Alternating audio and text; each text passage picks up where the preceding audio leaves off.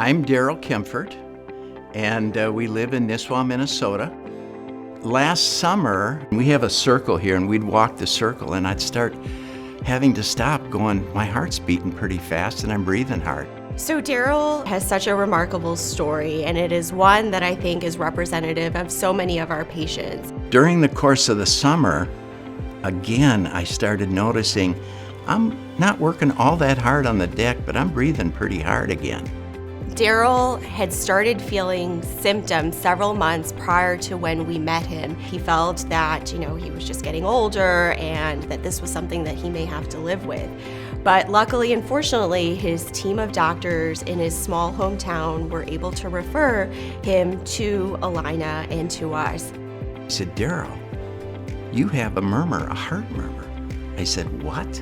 A heart murmur? What in the world would cause a heart murmur?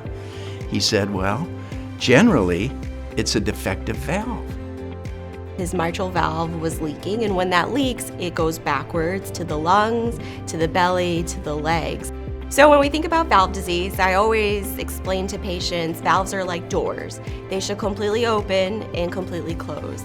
We have two options for any cardiac problem. One is the traditional open heart surgery, and the second one is the percutaneous option. Percutaneous option means option coming from the groin in a minimally invasive way. We operate very much so as a multidisciplinary heart team here, and we don't consider one patient as only surgical or only cardiology and interventional, and we really truly try to come up with the best treatment options for our patients. In this specific case, he had a prior open heart surgery, and we always look for alternative access. That's why we referred the patient to Dr. Sodhi for evaluation, and she found that he was a great percutaneous option candidate. It's our responsibility to explain what the pathway looks like from an open surgical standpoint, a minimally invasive transcatheter standpoint, what the risks, benefits, recovery looks like for both. If somebody said, we need to put a clip on your valve and we're not going to open you up to do it, it's like, wait a minute. How could you possibly put a clip on a valve and you're not going to cut me open and stop my heart to grab that and put it on? Almost impossible, but not. It's not impossible. That's how far we've come. We were able to fix that leaking valve by putting what I call a paper clip-like device to essentially bring the hinges of the door together to help reduce that leakiness. And we were able to do that without opening up his chest. And the one thing I noticed when I came out of the anesthesia with the valve, I noticed I could breathe better within minutes of coming out of that procedure. We got a phenomenal result in reducing the leakiness on his valve. And most importantly, in follow-up, he feels amazing and is back to his life now. A great deal of comfort came from them explaining how the heart works. And I had a lot of questions, and I asked them, and they just took the time to listen to me and my concerns and answered every one of them. In general, after doing a transcatheter procedure, we generally say take it easy for about a week with all the precautions from an access standpoint.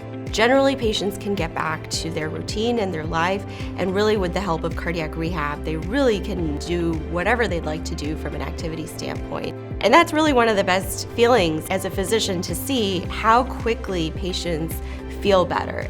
Before, I could go from one level to the main level, the basement to the main level, and I would have to stop before I went to the third level and just take a second, let your heart settle down, then continue on.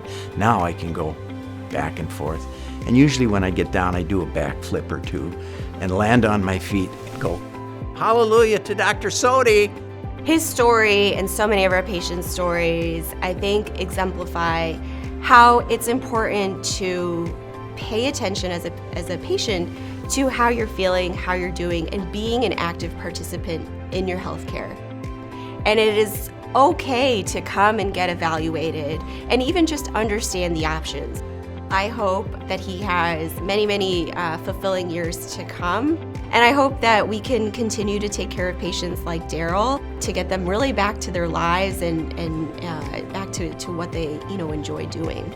I used to play golf, and the beautiful thing of this area is we're surrounded by lakes and we're surrounded by golf courses. And I'm going to go back to golfing.